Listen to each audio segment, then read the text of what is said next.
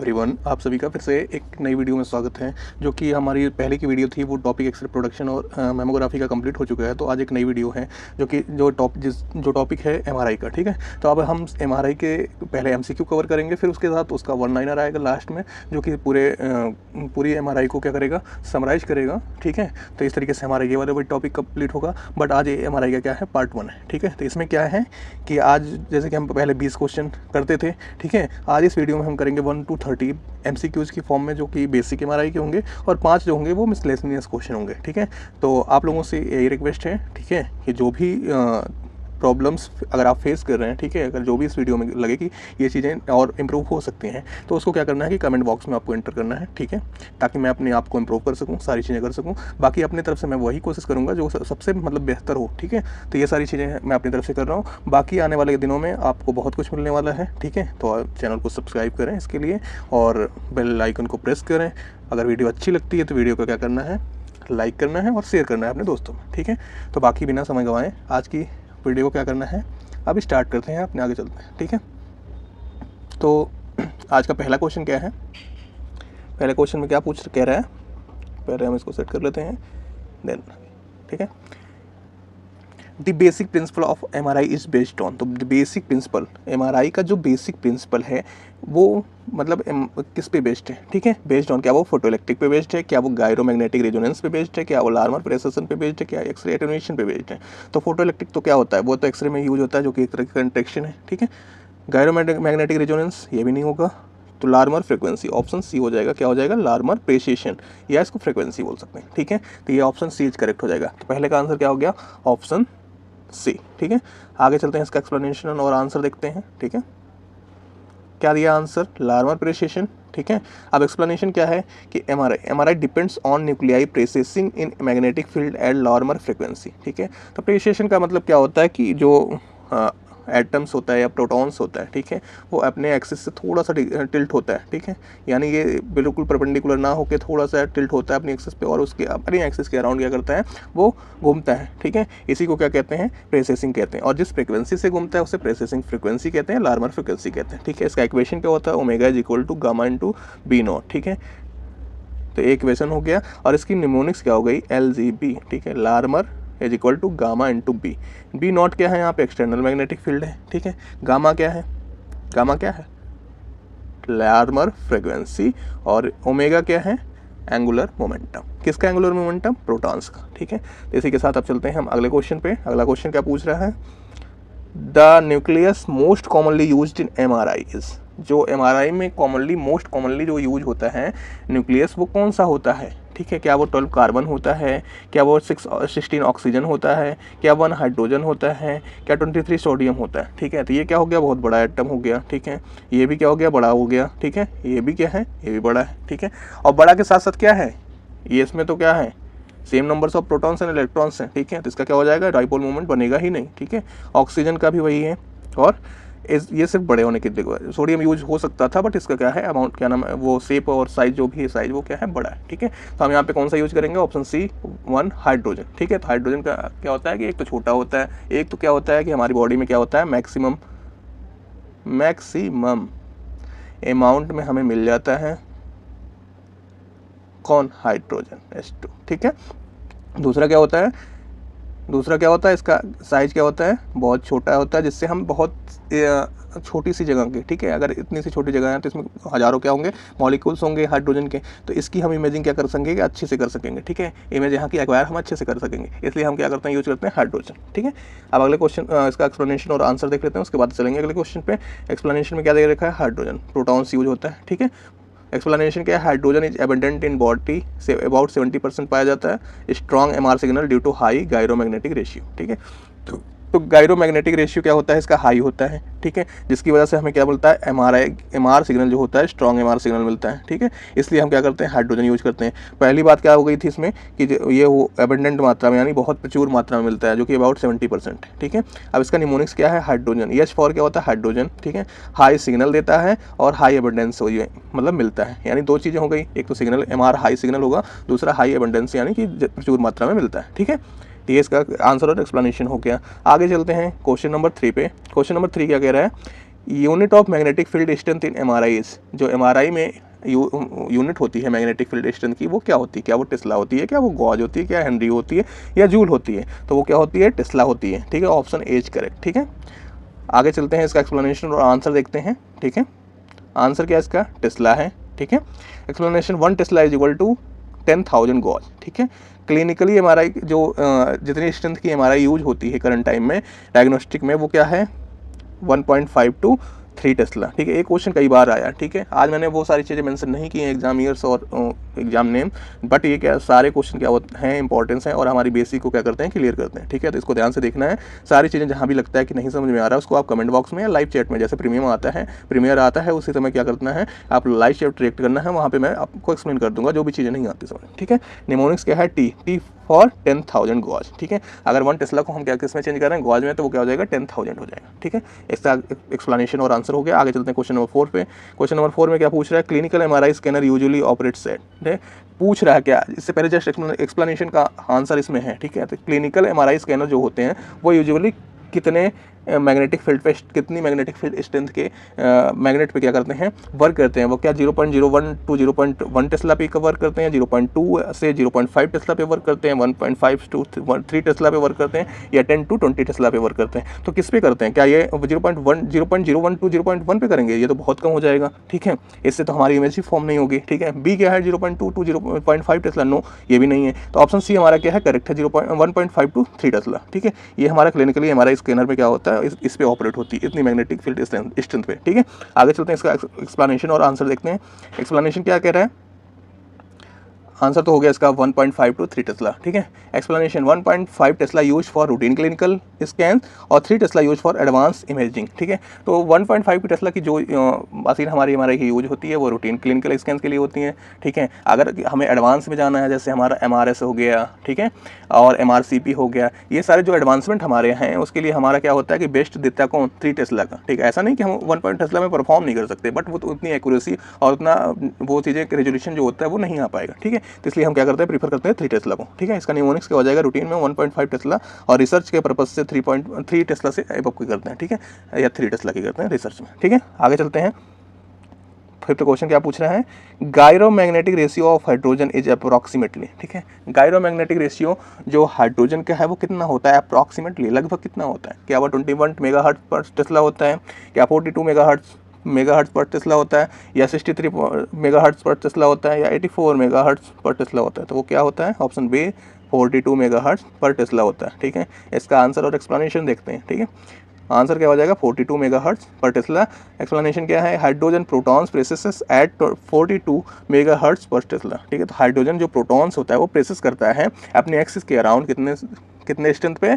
42 megahertz पर Tesla पे। ठीक है, निमोनिक्स क्या है? Hydrogen loves 42। ठीक है, ये निमोनिक्स हो गई जो कि थोड़ा बहुत आपको तो हेल्प करेगी, तो इसको अपने अकॉर्डिंग कर सकते हैं, आप अपनी भी निमोनिक्स बना सकते हैं। ठीक है, अब आगे क्वेश्चन नंबर 6 क्या कह रहा है? The frequency eight which nuclei presses in magnetic field is called. ठीक है, तो फ्रीक्वेंसी, उस फ्रीक्वेंसी की बात पूछ रहा है, eight which nuclei presses in magnetic field is called.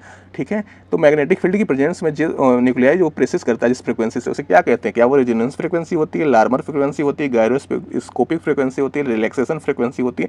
Just मैंने पहले ही प्रीवियस क्वेश्चन में ही मैंने क्या किया था, उस फ्रीक्वेंसी का नाम लिया था, तो वो क्या हो जाएगी? लार्मर फ्रीक्वेंसी हो जाएगी। Option B is correct. ठीक है, इसका आंसर और एक्सप्लेनेशन देखते हैं। ठीक है, क्या है? Larmor frequency. ठीक है, explanation resonant frequency of nuclei in external magnetic field. ठीक है, तो resonant frequency of nuclei in external magnetic field को ही हम क्या कहते हैं? लार्मर फ्रीक्वेंसी कहते हैं। ठीक है, निमोनिक्स क्या है? लार्मर से क्या है? इसमें आर आ रहा है। ठीक है, इसको हम कर सकते हैं कनेक्ट किससे? रेजोनेंस से। ठीक है, रेजोनेंस का मतलब क्या होता है कि एनर्जी जो हायर एंड लोअर्स होती हैं उनके बीच क्या होता है? एक एक्सचेंज होता है। ठीक है, क्रॉस ओवर प्रोसेस होता है, इसी को हम क्या कहते हैं? रेजोनेंस, जिससे सिग्नल फॉर्म होती है। वो आगे चल के हम किसी एक शॉर्ट वीडियो में जान लेंगे MRI के प्रिंसिपल्स के बारे में और उसके बारे में कैसे हमारे सिग्नल फॉर्म होते हैं, वो सारी चीज़ें। ठीक है, आगे चलते हैं क्वेश्चन नंबर 7 पे। क्वेश्चन नंबर 7 में क्या पूछ रहा है? Relaxation time representing recovery of longitudinal magnetization is. ठीक है, तो रिलैक्सेशन टाइम जो होता है वो रिप्रेजेंट करता है कौन सा recovery of longitudinal magnetization is. Longitudinal magnetization को कौन सा रिलैक्सेशन टाइम रिप्रेजेंट करता है? ठीक है, रिकवरी के लिए क्या वो T1 करता है, या T2 करता है, या T2 स्टार करता है, या TR करता है? तो लॉन्गिट्यूडिनल के लिए कौन सा करता है? T1। ठीक है, ऑप्शन ए इज करेक्ट। इसका एक्सप्लेनेशन और आंसर देखते हैं। आंसर हो जाएगा T1।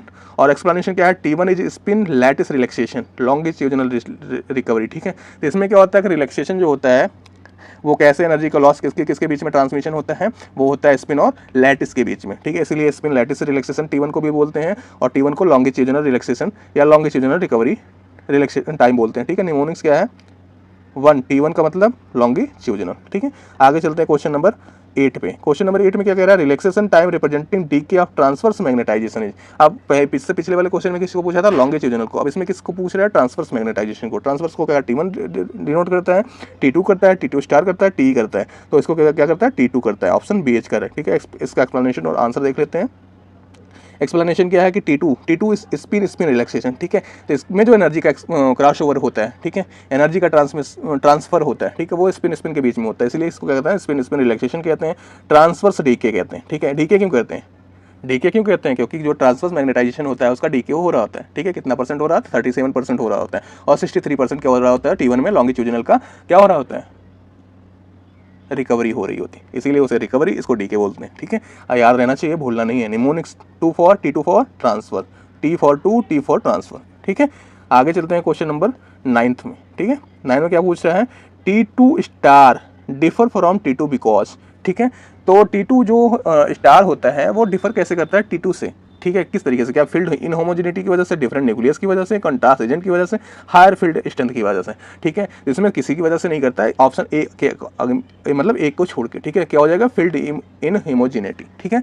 तो जो T2 में होती है वो क्या होती है, फील्ड होमोजेनिटी होती है, ठीक है। Differ from T2 because of field homogeneity, ठीक है।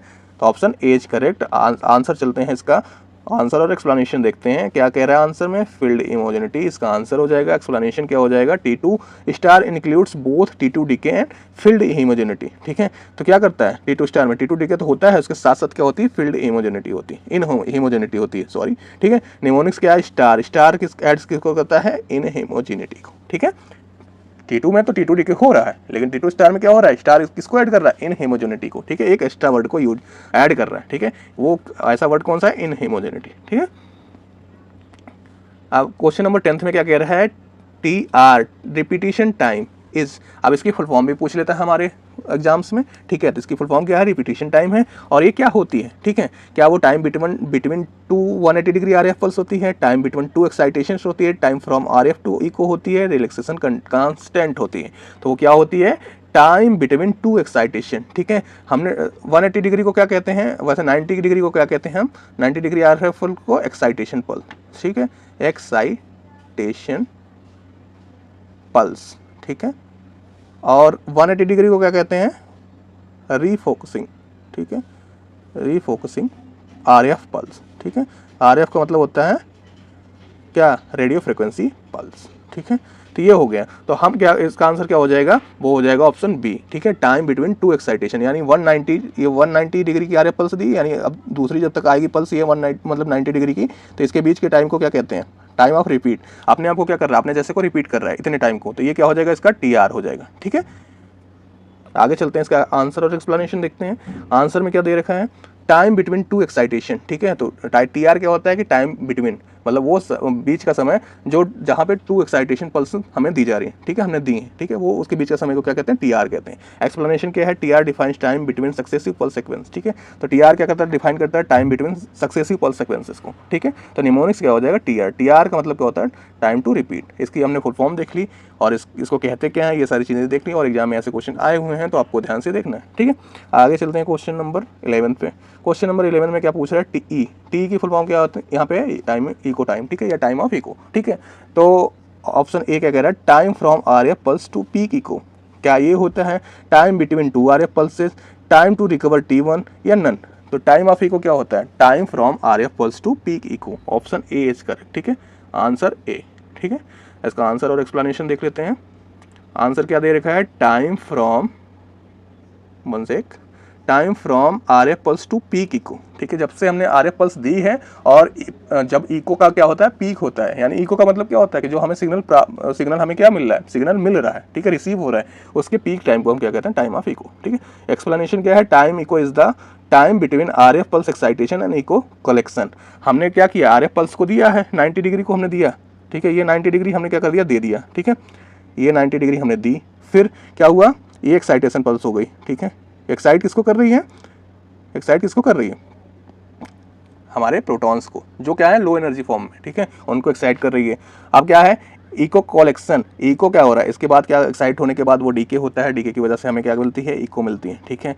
तो इको कलेक्शन, ठीक है, इसके बीच के टाइम को, ठीक है, क्या कहते हैं, TE, टाइम ऑफ इको। और दो 90 डिग्री अगर पल्स दी है हमने एक रेगुलर इंटरवल पे, तो उसे हम क्या कहते हैं, टाइम ऑफ रिपीटिशन, ठीक है। आगे चलते हैं क्वेश्चन नंबर 12 पे। क्वेश्चन नंबर 12 में क्या पूछ कह रहा है, magnet used high field MRI is, high field MRI के लिए हम कौन सा मैग्नेट यूज करते हैं। अब इससे हम, इस क्वेश्चन से हमारा क्या हो जाएगा, कितने टाइप के मैग्नेट होते हैं, ठीक है, और कौन सा मैग्नेट कब यूज होता है, ठीक है, क्या वो परमानेंट मैग्नेट यूज होता है, क्या वो रेजिस्टिव मैग्नेट यूज होता है, क्या वो सुपर कंडक्टिंग मैग्नेट यूज होता है, क्या वो हाइब्रिड मैग्नेट यूज होता है। तो जो हमारी MRI के जो स्टैंडर्ड MRI होती है उसमें 3 ही तरीके का मैग्नेट यूज हुए हैं, जिसमें कौन कौन सा, परमानेंट यूज हुआ, रेजिस्टिव हुआ, सुपर कंडक्टिंग हुआ, ठीक है। तो उसमें से जो सबसे कम मैग्नेटिक फील्ड देता है वो कौन सा देता है, परमानेंट देता है, उसके बाद रेजिस्टिव होता है, उसके बाद सुपर कंडक्टिंग होता है, ठीक है। तो सबसे ज़्यादा जो मैग्नेट हाई फील्ड देता है MRI के लिए मैग्नेटिक फील्ड, वो कौन सा होता है, सुपर कंडक्टिंग मैग्नेट होता है, ठीक है। ऑप्शन सी इज करेक्ट हो जाए। अब इसके एक्सप्लेनेशन और आंसर को हम देख लेते हैं। सुपर कंडक्टिंग मैग्नेट, आंसर हो गया, एक्सप्लेनेशन क्या है, superconducting magnet are cooled with liquid helium to generate high fields, ठीक है, high field, high magnetic fields, ठीक है। तो इस क्या होता है कि सुपर कंडक्टिंग मैग्नेट तो देता है हाई मतलब स्ट्रॉन्ग मैग्नेटिक फील्ड, बट क्या होता है उसके साथ साथ क्या होता है, इसमें हीटिंग की क्या होती है, बहुत ज़्यादा समस्या होती है, प्रॉब्लम्स होती हैं, ठीक है। तो उसको क्या करते हैं, हीट को क्या करते हैं, नॉर्मलाइज करने के लिए हम क्या यूज करते हैं, लिक्विड हीलियम, ठीक है। निमोनिक्स क्या है, सुपर, सुपर से जाहिर सी बात है, yes for super, yes for strong, तो सुपर कंडक्टिंग मैग्नेट क्या करता है, स्ट्रॉन्ग मैग्नेटिक फील्ड को देता है, ठीक है। क्वेश्चन नंबर 13 क्या पूछ रहे हैं, which magnet type is heavy and fixed, कौन सा ऐसा मैग्नेट है जो क्या है, हैवी भी है और फिक्स्ड भी है, क्या वो परमानेंट मैग्नेट है, क्या वो रेजिस्टिव मैग्नेट है, क्या वो सुपर कंडक्टिंग मैग्नेट है, ग्रेडियंट मैग्नेट है। तो कौन सा मैग्नेट हो जाएगा कि हैवी भी है और फिक्स्ड भी है, तो वो कौन सा है, सुपर कंडक्टिंग मैग्नेट, ठीक है। क्या मैं सही कह रहा हूँ, आई थिंक सही कह रहा हूँ, नहीं, तो कौन सा हो जाएगा ऑप्शन, ऑप्शन ए, कौन सा ऑप्शन, परमानेंट मैग्नेट, ठीक है। गलतियां इंसान से होती हैं, ये मैंने प्रूफ कर दिया आपको, ठीक है। तो गलती होने से डरना नहीं है, ठीक है, क्या करना है हमें, और बेहतर से सीखना है, ठीक है। Which magnet type is heavy and fixed, fixed का परमानेंट वर्ड से हम क्या समझते हैं, फिक्स्ड ही समझते हैं, ठीक है। तो एक आंसर हमें, एक क्या हो गया, एक क्लू हमें यहाँ से मिल गया, ठीक है। इस बेसिस पे हम इसको कर सकते हैं, परमानेंट मैग्नेट क्या होता है, हैवी भी होता है और फिक्स्ड भी होता है, ठीक है। एक्सप्लेनेशन और आंसर देखते हैं, ठीक है, आगे चल के। परमानेंट मैग्नेट आंसर हो जाएगा, एक्सप्लेनेशन क्या है, permanent magnet are very heavy and immovable, ठीक है, वो मूव नहीं करता है, use in low field scanner, जो लो फील्ड स्कैनर्स होते हैं वहाँ पे यूज किया, इसको किया जाता है परमानेंट मैग्नेट को। निमोनिक्स क्या हो जाएगी, परमानेंट, परमानेंट से वर्ड से हम क्या समझते हैं, फिक्स्ड, ठीक है। कोई नहीं कहता परमानेंट जॉब लगी, यानी जॉब तो क्या हो गई, फिक्स्ड हो गई, इसमें क्या है, जॉब सिक्योरिटी है, वो सारी चीज़ें, उस तरीके से हम क्या कहते हैं, परमानेंट, ठीक है। जैसे कि परमानेंट एक मार्कर भी आता है जिसको हम लिख के मिटाओ नहीं सकते, ठीक है, उसे क्या नहीं कर सकते, एरेज नहीं कर सकते आसानी से, ठीक है, वो सारी चीज़ें। तो इस तरीके से हम रिलेट कर सकते हैं परमानेंट को फिक्स्ड से, ठीक है। अब आते हैं 14 क्वेश्चन पे। 14 क्वेश्चन में क्या कह रहा है, gradient coil in MRI used for, जो ग्रेडियंट कॉइल होती है MRI में वो किस लिए यूज होती है, क्या वो मैग्नेटिक फील्ड के लिए यूज होती है, स्पेशियल एनकोडिंग के लिए यूज होती है, RF एक्साइटेशन के लिए यूज होती है, नॉइज रिडक्शन के लिए यूज होती है, ठीक है। तो वो किसके लिए होती है, ऑप्शन बी, स्पेशियल एनकोडिंग के लिए। XY प्लेन में जो होती है, XYZ प्लेन में जो एनकोडिंग होती है इमेज की, ठीक है, उसको क्या करती है, कोड करती है, ठीक है। ये इस तरीके का होता है, ठीक है, ये XY एंड Z प्लेन, ठीक है। तो इसको एनकोड करने के लिए कौन सी कॉइल यूज होती है, ग्रेडियंट कॉइल होती है, ठीक है। एक लेक्चर आ जाएगा, मतलब ऐसा है कि मतलब जो भी है वीडियो एक आ जाएगी उस पर भी, कि जो मेन पार्ट्स हैं वो क्वेश्चन की फॉर्म में नहीं, एक वन लाइनर की फॉर्म में मैं करवा दूंगा सारी चीज़ें। वैसे तो समराइज करवाता हूँ, बाकी अगर क्या नाम आपको ज़रूरत होगी लास्ट वीडियो के बाद भी, तो भी एक वीडियो इस पर एडअप हो जाएगी, ठीक है। तो उसके लिए परेशान नहीं होना, कुछ भी छूटेगा नहीं, कुछ भी इससे बाहर से नहीं आएगा, ठीक है। तो उसके लिए नहीं है ऐसा कि मतलब सारी चीज़ें इसी से आएंगी, लेकिन उतनी चीज़ें आपको करवा दी जाएंगी जिससे आपका कुछ भी छूटे ना, ठीक है। इसका एक्सप्लेनेशन और आंसर देखते हैं, ठीक है, आगे चलते हैं। स्पेशियल एनकोडिंग हो जाएगा इसका आंसर। एक्सप्लेनेशन क्या है, gradient provides spatial localization of MR signal, MR signal के लिए जो स्पेशियल लोकलाइजेशन, वही XYZ वाला लोकलाइजेशन, ठीक है, वो कौन प्रोवाइड करता है, ग्रेडियंट कॉइल प्रोवाइड करती है, ठीक है। G for gradient, G for geography, ठीक है। जियोग्राफी से हम क्या समझते हैं, लोकेशन को समझते हैं ना, तो लोकलाइजेशन करवाती है, ठीक है। आगे चलते हैं क्वेश्चन नंबर 15 पे। क्वेश्चन नंबर 15 में क्या कह रहा है कि RF coil in MRI are used. RF coil अब तक किस को पूछा था? ग्रेडियंट कॉइल को, ठीक है। ग्रेडियंट कॉइल का क्या था? स्पेशल एनकोडिंग काम था। अब आरएफ का पूछ रहा है क्या मेन फील्ड का जनरेशन करती है, क्या सिग्नल ट्रांसमिशन एंड रिसेप्शन करती है, मैग्नेट कूलिंग करती है, आर्टिफैक्ट रिडक्शन करती है। तो क्या करती है? मेन मैग्नेटिक फील्ड जनरेशन ना जी, option B signal transmission and reception, ठीक है। तो आरएफ पल्स का काम क्या होता है कि सिग्नल को ट्रांसमिट करती है और रिसीव करती है, ठीक है। जो रिसेप्शन का मतलब क्या होता है? रिसीव करना, जो इको आ रही है उसको रिसीव भी करना और आरएफ पल्स को भेजना भी, ठीक है। ये दोनों काम किसके होते हैं? आरएफ कॉइल्स के होते हैं। इसका आंसर और एक्सप्लेनेशन देखते हैं। आंसर क्या दे रखा है? सिग्नल ट्रांसमिशन एंड रिसेप्शन, ठीक है। एक्सप्लेनेशन क्या है कि RF coils acts as transmitters and receiver of MR signal, ठीक है। तो आरएफ कॉइल कैसे एक्ट करती है? ट्रांसमीटर का भी काम करती है और रिसीवर का काम करती है, किसके लिए? एमआर सिग्नल के लिए, ठीक है। निमोनिक्स क्या हो जाएगा? आरएफ मतलब रेडियो फ्रिक्वेंसी, ठीक है। इससे क्या होता है कि रेडियो सेंड भी करता है और रिसीव भी करता है सिग्नल को, ठीक है। आगे चलते हैं क्वेश्चन नंबर 16 में। क्वेश्चन नंबर 16 में क्या कह रहा है? Magnet homogeneity in MRI is expressed in. जो मैग्नेट की होमोजेनिटी होती है, ठीक है, उसको हम किस में एक्सप्रेस करते हैं? क्या वो पीपीएम में एक्सप्रेस करते हैं, क्या टेस्ला में एक्सप्रेस करते हैं, क्या गॉज में एक्सप्रेस करते हैं, क्या हेनरी में एक्सप्रेस करते हैं? तो किस में करते हैं? पीपीएम में, पार्ट्स पर मिलियन में, ठीक है। टेस्ला क्या होती है ये भी आपको बताना है, अभी बता चुका हूँ। गॉज क्या ये भी बताना है आपको। हेनरी क्या होता है ये भी बताना है। किसकी यूनिट है? ये सब सारी चीज़ें आपको क्या करना है? कमेंट बॉक्स में कमेंट करना है, ठीक है। बाकी मैं पिन कर दूंगा आगे के लिए, ठीक है। लेकिन आप उससे पहले क्या करेंगे? आप बताएंगे, ठीक है। क्वेश्चन नंबर 17 मतलब इसका एक्सप्लेनेशन और आंसर देखते हैं, उसके बाद 17 पे चलते हैं, ठीक है। एक्सप्लेनेशन आंसर क्या हो जाएगा? पार्ट्स पर मिलियन। पीपीएम की फुल फॉर्म क्या होती है? पार्ट्स पर मिलियन होती है, ठीक है। एक्सप्लेनेशन क्या है कि field uniformity is measured in parts पर मिलियन, ठीक है। निमोनिक्स इसका क्या हो जाएगा? होमोजेनिटी। होमोजेनिटी को किस में डिनोट होती है? पीपीएम में, ठीक है। ये आंसर हो गया इसका, एक्सप्लेनेशन निमोनिक्स हो गया। अब क्वेश्चन नंबर 17 में क्या पूछ रहा है? Strongest magnet component is MRI is. क्या जो स्ट्रॉन्गेस्ट मैग्नेट कंपोनेंट होता है वो एमआरआई में क्या होता है? क्या वो आरएफ कॉइल होती है, क्या ग्रेडियंट कॉइल होती है, मेन मैग्नेट होता है, सिम कॉइल होती है? तो क्या होता है?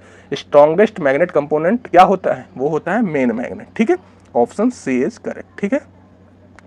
चलते हैं आंसर और एक्सप्लेनेशन पे इसके। वो क्या हो जाएगा? मेन मैग्नेट, ठीक है। एक्सप्लेनेशन क्या है? Main superconducting magnet produces static magnetic field B not, ठीक है। बी नॉट जो प्रोड्यूस होती है, जिसको एक्सटर्नल मैग्नेटिक फील्ड कहते हैं, ठीक है, वो किसके द्वारा प्रोड्यूस होती है? सुपर कंडक्टिंग मैग्नेट के द्वारा, ठीक है। तो सबसे जो स्ट्रॉन्गेस्ट यानी मेन पार्ट होता है वो हमारी क्या नाम है, किसका था? वन सेक, क्वेश्चन क्या था? क्वेश्चन में था ना स्ट्रॉन्गेस्ट मैग्नेट कंपोनेंट, वो क्या होता है? हमारा मेन मैग्नेट, ठीक है, जो सुपर कंडक्टिंग मैग्नेट होता है। अब इसकी निमोनिक्स क्या है? मेन का मतलब क्या है? मैक्सिमम, ठीक है। इस तरीके से हम कनेक्ट कर सकते हैं। आगे चलते हैं। क्वेश्चन नंबर 18 में क्या पूछ रहा है? Shim coil in MRI are used for. Shim coil किसके लिए यूज होती है? कूलिंग के लिए होती है, improve field homogeneity, receiving signal, producing gradient. तो किसके लिए यूज होती है? वो होती है यूज इंप्रूविंग फील्ड होमोजेनिटी, ठीक है। होमोजेनिटी का मतलब होता है समरूपता बनाए रखना, ठीक है, पार्टिकल्स के बीच में, सिग्नल्स के बीच में, ठीक है, इस तरीके का, या मैग्नेटिक फील्ड के बीच में, ठीक है। सॉरी ऑप्शन सी लग रहा है मार्क है, बट ऑप्शन बी, ठीक है। इसका एक्सप्लेनेशन और आंसर देख लेते हैं। आंसर क्या है? Improving field homogeneity. Shim coils correct for magnetic field inhomogeneity. जो इन हेमोजेनिटी होती है, कहीं पे सिग्नल ज़्यादा होता है, कहीं पे कम होता है, यानी कहीं पे ज़्यादा मैग्नेटिक फील्ड होती है, कहीं पे कम होती है, तो उसको क्या कर देती है? होमोजीनस फॉर्म में कर देती है, यानी सेम करने की कोशिश करती है, ठीक है। निमोनिक्स क्या है? सेम होने से क्या होता है कि हमारा सिग्नल क्या होता है? अच्छे से फॉर्म होता है, ठीक है। जिससे इमेज हमारी क्या होगी? अच्छे से फॉर्म होगी, ठीक है। सिम का मतलब क्या होता है? स्मूथ फील्ड, ठीक है। तो इससे हम कनेक्ट कर सकते हैं। आगे चलते हैं। क्वेश्चन नंबर 19 में क्या कह रहा है? Specific absorption rate measures. जो स्पेसिफिक एब्जॉर्प्शन रेट होती है वो किस में मेजर की जाती है? किसके लिए मेजर की जाती है? क्या मेजर करती है वो, ठीक है। इस तरीके से हम समझ सकते हैं। तो वो क्या मेजर करती है? RF, heating of tissues, radiation dose, magnetic susceptibility, acoustic noise. Acoustic noise हम क्यों यहाँ पे क्यों यूज करेंगे, ठीक है, जो कि हम साउंड तो यहाँ पे यूज नहीं कर रहे हैं, ठीक है, तो इसको नहीं मेजर करेंगे। लेकिन हाँ, मशीन का साउंड होता है, बट यहाँ पे कंफ्यूजन करने के लिए ऑप्शन दे रखा है, ठीक है, तो ये नहीं होगा। क्या वो मैग्नेटिक ससेप्टिबिलिटी को डिनोट करती है? क्या रेडिएशन डोज को डिनोट करती है? क्या आरएफ हीटिंग ऑफ टिश्यू? तो ऑप्शन ए हो जाएगा, आरएफ हीटिंग ऑफ टिश्यू, ठीक है। तो जो क्या होता है कि मतलब मैग्नेटिक फील्ड की वजह से जो टिश्यू हीट अप होते हैं, ठीक है, आरएफ हीटिंग ऑफ टिश्यू, ठीक है। तो आरएफ पल्स दी जाती है, उसकी वजह से टिश्यू में हीट अप होता है, तो उसी को क्या कहते हैं? स्पेसिफिक एब्जॉर्प्शन रेट, ठीक है, मेजर उसके लिए की जाती है। तो ऑप्शन ए करेक्ट हो जाएगा इसका। इसका एक्सप्लेनेशन और आंसर देख लेते हैं। वो क्या जाएगा? आरएफ हीटिंग ऑफ टिश्यू, ठीक है। एक्सप्लेनेशन क्या है? SAR। SAR की फुल फॉर्म क्या थी? Specific absorption rate, quantifies RF energy absorbed by tissue measured in watt per kg, ठीक है। तो SAR क्या होता है? स्पेसिफिक एब्जॉर्प्शन रेट होती है, जो क्वांटिफाई करती है, किसको करती है? आरएफ एनर्जी कितनी एब्जॉर्ब की गई है, किसके द्वारा? टिश्यू के द्वारा, ठीक है, पर स्कैन या जो भी चीज़ें जितने टाइम स्कैन हुआ उसमें। और ये किसमें मेजर की जाती है? वाट पर किलोग्राम। सॉरी, निमोनिक्स क्या है इसकी, SAR, specific absorption of RF, ठीक है। तो RF क्या होता है, एब्जॉर्प्शन इसमें वर्ड मेजर ही किया गया है, टिश्यू के द्वारा एब्जॉर्प्शन होता है, किसका, एनर्जी का होता है, और स्पेसिफिक क्या होता है, स्पेसिफिक एब्जॉर्प्शन RF, ठीक है। आगे चलते हैं क्वेश्चन नंबर 20 पे। क्वेश्चन नंबर 20 में क्या पूछ रहा है, absolute contraindication for MRI include, ठीक है। तो एब्सोल्यूट पूछा है, एक होता है रिलेटिव, रिलेटिव होता है कि कभी कभी किसी किसी केस में क्या करते हैं हम उसको फॉलो अप कर लेते हैं, किसी किसी केस में नहीं करते हैं, ठीक है।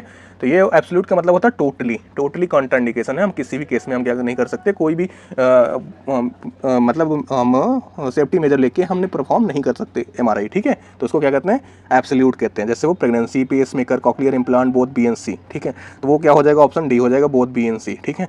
क्या है, पेस मेकर में भी हम अगर लगा हुआ है तो नहीं करेंगे, ये एब्सोल्यूट में आता है, और कॉक्लियर इम्प्लांट भी, ठीक है। तो ऑप्शन डी इज करेक्ट हो जाएगा, बोथ BNC, ठीक है। इसका एक्सप्लेनेशन और आंसर देख लेते हैं, क्या हो जाएगा, बोथ BNC, 1 6 सॉरी, एक्सप्लेनेशन क्या है, pacemaker and cochlear implants are unsafe in MRI, ठीक है। निमोनिक्स क्या है, metal electronics is equal to contraindication, ठीक है। प्रेगनेंसी भी है, बट प्रेगनेंसी क्या है, रिलेटिव है, ठीक है।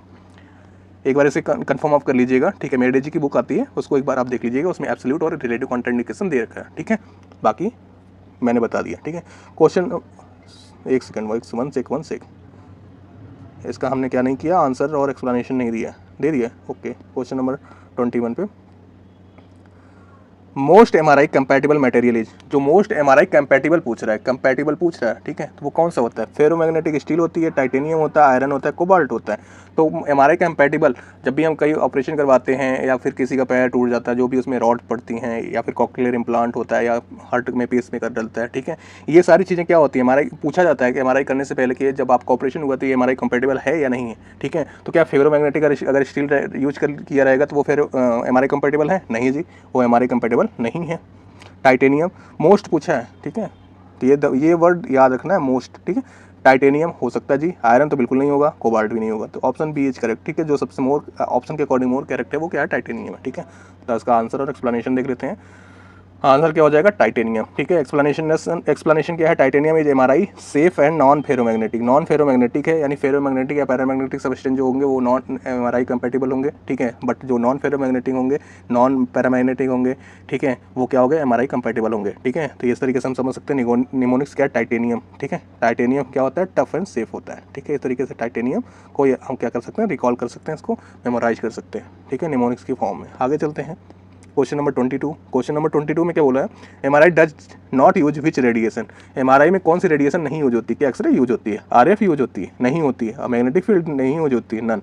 तो नन का तो ऑप्शन है ही नहीं, क्योंकि इसमें वो आंसर दे रखा है जो क्वेश्चन में पूछा है, ठीक है। तो वो कौन सा हो जाएगा, एक्सरे, एक्सरे जी यहाँ पे नहीं यूज होती है, ठीक है। एक्सरे में यूज होती है, सिटी में यूज होती है, DSA में यूज होती है, ठीक है। मेमोग्राफी में यूज होती है, अलग अलग जगह पे यूज होती है, बट यहाँ पे नहीं यूज होती है, MRI में नहीं यूज होती है। इसलिए क्या कहते हैं MRI को, नॉन आयनाइजिंग रेडिएशन, ठीक है, यूज होती है MRI में, जो कि क्या एक्सरे किस टाइप की है, आयनाइजिंग टाइप की है, ठीक है।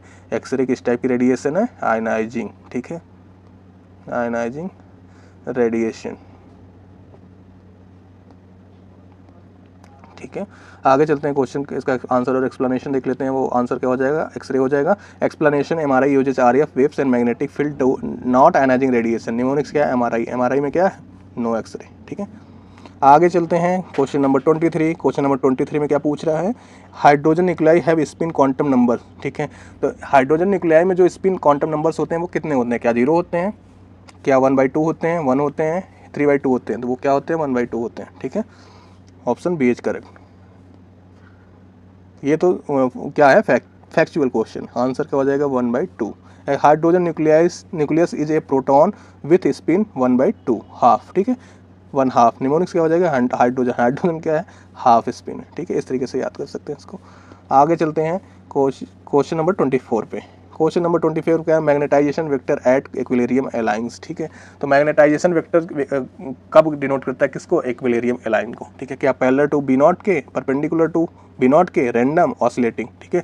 तो किसको करता है, इक्विलिब्रियम अलाइन को B0 की फील्ड में रहेगा तब करेंगे, पैरेलल टू B0 या परपेंडिकुलर टू B0, ठीक है।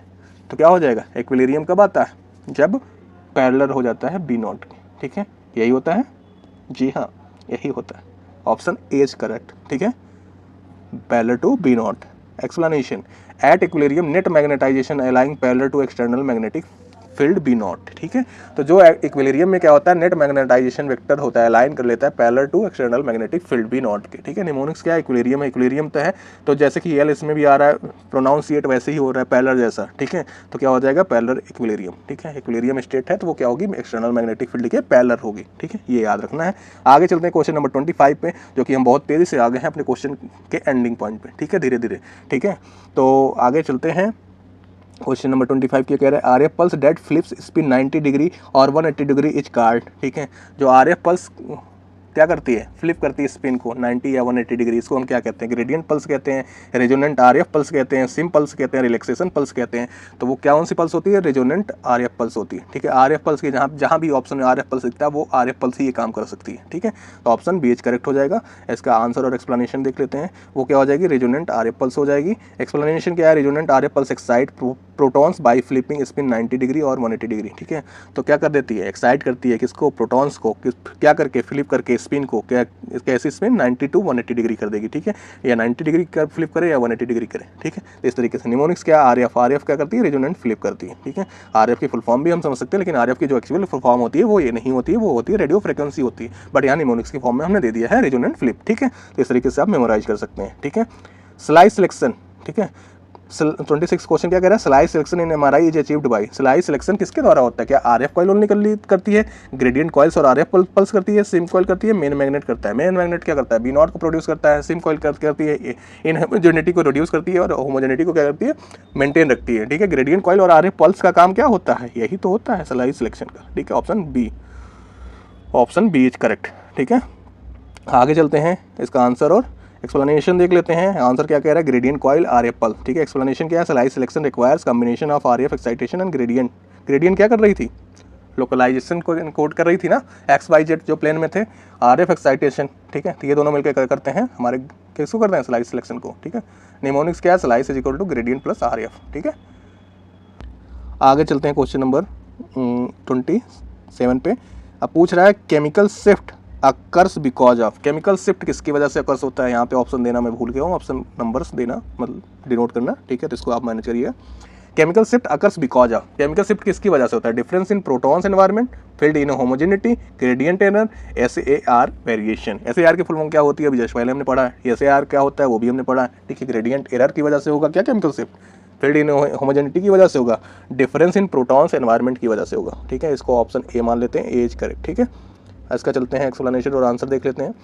क्या दिया answer, difference in protons environment, ठीक है। एक्सप्लेनेशन क्या है, protons in fat versus water resonate at different frequency. जब प्रोटॉन जो होता है वो फैट में जो होता है और जो वाटर में होता है, यानी इस तरीके से हम ले सकते हैं, एक जाति के बेसिस पे नहीं, एक अमीर और गरीब का ले लेते हैं, एक गरीब घर के लड़का, एक मतलब एक अमीर घर के लड़का, ठीक है। दोनों का जो क्या होगा, आने जाने का तरीका, स्कूल आने जाने का तरीका या ड्रेस का पहनने का पैटर्न्स, चीज़ें वो क्या होंगी, अलग अलग होंगी, ठीक है। तो डिफरेंट क्या करेंगे, डिफरेंट एनर्जी पे रिजोनेट करेंगे, डिफरेंट उनकी फ्रीक्वेंसी होगी, ठीक है। कोई कार से आएगा तो जो अमीर का घर का होगा वो कार से आ रहा होगा, जाहिर सी बात है। जो गरीब का घर का होगा अब वो कैसे आएगा, साइकिल से आएगा। तो दोनों की एनर्जी कैसे मैच होगी, तो कोई 10 मिनट में पहुंच रहा है स्कूल, कोई 5 मिनट में पहुंच रहा है, ठीक है। ये अंतर हो जाएगा, ठीक है। इसी को क्या कहते हैं, केमिकल शिफ्ट, ठीक है। केमिकल शिफ्ट को हमने इससे किससे डिनोट कर दिया, एनवायरनमेंट से, ठीक है। ये हो गया। आगे चलते हैं, क्वेश्चन नंबर 28 में क्या कर रहा है, MRI signal is generated from, MRI signal किससे जनरेट होता है, इलेक्ट्रॉन के स्पिन से, प्रोटॉन के स्पिन से, न्यूट्रॉन के स्पिन से, एटॉमिक वाइब्रेशन की वजह से। ना जी, इन दोनों से तो बिल्कुल ना हो रहा, ना इलेक्ट्रॉन स्पिन से भी ना हो रहा, तो किससे हो रहा है, ऑप्शन बी, प्रोटॉन स्पिन से, ठीक है। अब इसका एक्सप्लेनेशन और आंसर देख लेते हैं। एक्सप्लेनेशन क्या कह रहा है, ये प्रोटॉन स्पिन हो गया, इसकी आंसर हो गया। एक्सप्लेनेशन क्या है, signal comes from proton spin relaxation, ठीक है। निमोनिक्स क्या है, एमआरआई क्या है, प्रोटॉन पार्टी है, ठीक है। तो एमआरआई कैसी पार्टी है, प्रोटॉन पार्टी है, ठीक है। तो इस तरीके से इसको याद कर सकते हैं। अब क्वेश्चन नंबर 29 क्या कह रहा है, MRI image waiting is controlled by, जो एमआरआई जैसे वेटिंग होता है, T1 वेटेड, T2 वेटेड, ठीक है, PD वेटेड, ठीक है। तो ये किसके द्वारा कंट्रोल किया जाता है, क्या वो TR एंड TE वैल्यू के द्वारा या फील्ड टाइप के द्वारा या कॉइल साइज के द्वारा या SAR के द्वारा, तो किसके द्वारा किया जाता है, TR एंड TE वैल्यू के द्वारा, ठीक है। टाइम ऑफ रिपीटिशन या रिपीटिशन टाइम या टाइम ऑफ इको या इको ऑफ टाइम, ठीक है। दोनों क्या होते हैं इसके क्या फुल फॉर्म है, ठीक है। तो याद रखना है। आगे चलते हैं, इसका आंसर तो हमें मिल ही गया था। आंसर क्या था, TR एंड TE, ठीक है।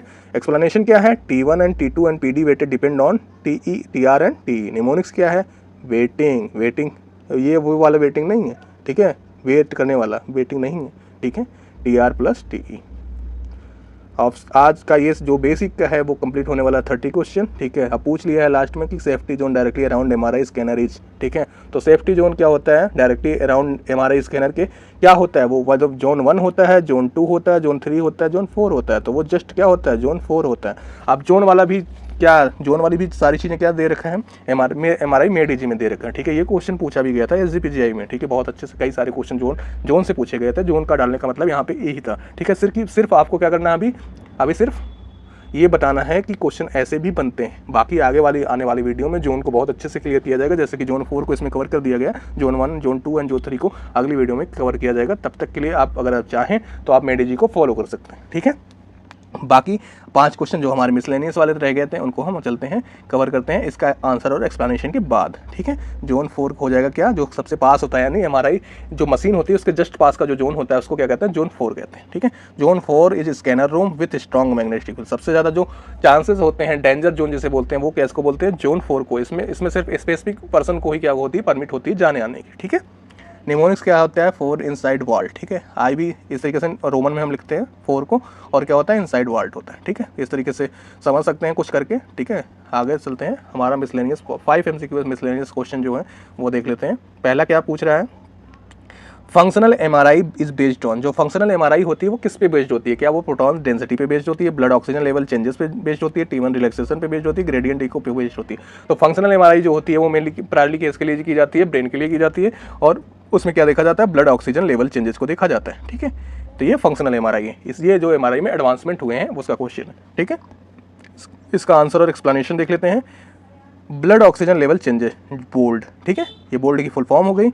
एक्सप्लेनेशन क्या है, functional MRI uses BOLD imaging to detect neuronal activity, ठीक है। तो फंक्शनल MRI जो होती है बोल्ड इमेजिंग, वो डिटेक्ट करती है न्यूरोनल एक्टिविटी को। निमोनिक्स क्या है, fMRI is equal to BOLD brain, ठीक है। इस तरीके से हम इसको क्या कर सकते हैं, मेमोराइज कर सकते हैं। क्वेश्चन नंबर 2 क्या है, diffusion tensor imaging is useful for. Diffusion tensor imaging DTI जिसे कहते हैं, DTI की फुल फॉर्म क्या है, डिफ्यूजन टेंसर इमेजिंग, किसके लिए यूजफुल है, कार्डियक परफ्यूजन के लिए, मैपिंग व्हाइट मैटर ट्रैक्ट्स के लिए, डिटेक्टिंग कैल्सिफिकेशन के लिए, बोन इमेजिंग के लिए। तो ऑप्शन बी हो जाएगा मैपिंग व्हाइट मैटर ट्रैक्ट्स के लिए, ठीक है। तो व्हाइट मैटर ट्रैक्ट्स को जो मैप करने के लिए जो इमेजिंग यूज होती है MRI की एडवांस की, वो कौन सी होती है, डिफ्यूजन टेंसर इमेजिंग, ठीक है। उसे कौन सी इमेजिंग कहते हैं, डिफ्यूजन टेंसर इमेजिंग, DTI। अब कहीं भी आता है DTI तो आप इसको आसानी से क्या कर सकते हो, बता सकते हो, ठीक है। मैप करता है व्हाइट मैटर ट्रैक्ट्स को, ठीक है। इसका आंसर और एक्सप्लेनेशन देखते हैं।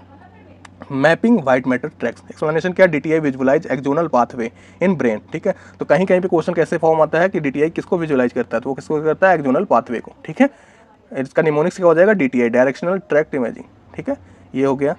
अब क्या करते हैं, क्वेश्चन नंबर 3 पे क्या चलते हैं। MR स्पेक्ट्रोस्कोपी प्रोवाइड्स, जो MR स्पेक्ट्रोस्कोपी है वो क्या प्रोवाइड करती है, metabolic information, city like image, bone density, radiation dose. तो किसको करती है, मेटाबॉलिक इन्फॉर्मेशन में, ठीक है। इसमें डिफरेंट क्या होते हैं, मेटाबोलाइट्स होते हैं, ठीक है, जिनको क्या करते हैं, जिनका वैल्यू दी जाती है, अगर वो वैल्यू से क्या कर रहे होते हैं, वेरी कर रहे होते हैं, तो उनको क्या करती है, वो डिनोट करती है। जैसे NAA हो गया, लैक्टोज हो गया, लैक्टेट होता है कि लैक्टोज हो गया, लैक्टेट होता है, ठीक है। कोलिन हो गया, ठीक है, और क्या होता है, क्रिएटिन हो गया, ठीक है। ये डिफरेंट तरीके के क्या होते हैं, मार्कर्स होते हैं जो अपनी एक स्पेसिफिक वैल्यू शो कर रहे होते हैं। बट अगर ये अपनी स्पेसिफिक वैल्यू से क्या होते हैं, चेंज होते हैं, तो उनको क्या करते हैं, फिर वो क्या एबनॉर्मलिटी को शो करते हैं, ठीक है। आगे चलते हैं, क्वेश्चन नंबर का आंसर और एक्सप्लेनेशन देख लेते हैं। मेटाबॉलिक इन्फॉर्मेशन देता है कौन, MR स्पेक्ट्रोस्कोपी। MRS की फुल फॉर्म क्या होती है, magnetic resonance spectroscopy, detects metabolites like NAA choline lactate, ठीक है। ये NAA की फुल फॉर्म भी आपको कमेंट बॉक्स में पिन करनी है, ठीक है। स्पेक का मतलब होता है स्पेक्ट्रम ऑफ मेटाबोलाइट। एक डिफरेंट सबका क्या होता है सॉरी, स्पेक्ट्रम होता है मेटाबोलाइट्स का, उसको क्या करते हैं, इंडिकेट करते हैं, ठीक है। अब आते हैं क्वेश्चन नंबर 4 में। क्वेश्चन नंबर 4 में क्या कर रहा है, whole body MRI is mainly used for. Trauma के लिए यूज होती है, कैंसर स्टेजिंग एंड मेटास्टेसिस के लिए यूज होती है, ऑर्थोपेडिक इमेजिंग के लिए होती है, पल्मोनरी एम्बोलिज्म के लिए यूज होती है। तो वो किसके लिए यूज होती है, B, option B, cancer staging and metastasis के लिए यूज होती है, ठीक है। तो करेक्ट ऑप्शन कौन सा हो गया, बी हो गया, जो कि बड़ा है, सही है वही। तो ऑप्शन बी हो गया correct, cancer staging and metastasis के लिए। कैंसर की स्टेज को पता करने के लिए और मेटास्टेसिस को जानने के लिए हम कौन सी MRI करते हैं, होल बॉडी MRI, ठीक है। Whole body MRI screens for tumour spread, कितना ट्यूमर फैला है, चीज़ें हैं, ठीक है। निमोनिक क्या है, होल का मतलब होल कैंसर पिक्चर, ठीक है, पूरे बॉडी की। अब आज के लास्ट क्वेश्चन पे चलते हैं, क्वेश्चन नंबर 5, जो कि वीडियो आज अब तक बहुत लंबी हो चुकी है। AI in MRI is primarily applied in, AI artificial intelligent in MRI is primarily applied in, किस में अप्लाइड किया है मतलब पहली बार, ठीक है। क्या जनरेटिंग आयनाइजिंग रेडिएशन, तो पहली बात तो आयनाइजिंग रेडिएशन यूज नहीं होती है MRI में, तो ये तो गलत हो जाएगा। इमेज रिकंस्ट्रक्शन एंड डिटेक्शन में, इंक्रीजिंग SAR, रिप्लेसिंग कॉइल को रिप्लेस थोड़ी करेगा AI, इंक्रीजिंग SAR को थोड़ी करेगा, ठीक है। ये दोनों क्या हो जाएंगे, रॉन्ग हो जाएंगे, तो ऑप्शन बी क्या हो जाएगा, इमेज रिकंस्ट्रक्शन एंड डिटेक्शन के लिए AI एल्गोरिदम का यूज होता है, ठीक है, प्राइमरली, ठीक है, अप्लाइड किया गया है किसमें, MRI के लिए, ठीक है। तो आज के ये क्वेश्चन रहे, ठीक है। बाकी इसका आंसर और एक्सप्लेनेशन देख लेते हैं। इमेज रिकंस्ट्रक्शन एंड डिटेक्शन, ठीक है। Explanation, AI accelerate reconstruction, accelerate का मतलब क्या होता है कि काम को तेजी से कर देना, ठीक है। ये रिकंस्ट्रक्शन को क्या कर देती है, तेजी कर देती है। असिस्ट करती है CAD, कंप्यूटर एडेड डायग्नोसिस को बढ़ाती है, मतलब उसकी एक्यूरेसी को, और टाइम को रिड्यूस करती है, जिसकी वजह से क्या है, ये हेल्पफुल है हमारे एडवांसमेंट में MRI के। निमोनिक्स क्या है, AI फॉर असिस्ट इमेजिंग को क्या करती है, असिस्ट करती है AI, ठीक है। तो जिससे क्या होता है, प्रोसीजर फास्ट हो जाता है, चीज़ें आसान हो जाती हैं, ठीक है। इस तरीके से हम समझ सकते हैं। बाकी आज के लिए थैंक यू फॉर वॉचिंग, ठीक है। और हाँ, कुछ चीज़ें हैं जो कि बहुत सारी चीज़ें अलग अलग आने वाली हैं, ठीक है। तो क्या करना है, आपको सपोर्ट करना है। दूसरा क्या करना है, आपको अपने आप को भी क्या करना है, इम्प्रूव करना है। साथ में मुझे भी बताना है कि वीडियो में क्या क्या अभी प्रॉब्लम्स हैं, वो सारी चीज़ें, ठीक है। ये सारी चीज़ें करनी है। बाकी साथ में पढ़ाई भी अच्छे से करनी है और सफलता लेके ही रहना है, ठीक है। सब उससे पहले हमें रुकना नहीं है। आज के लिए थैंक यू।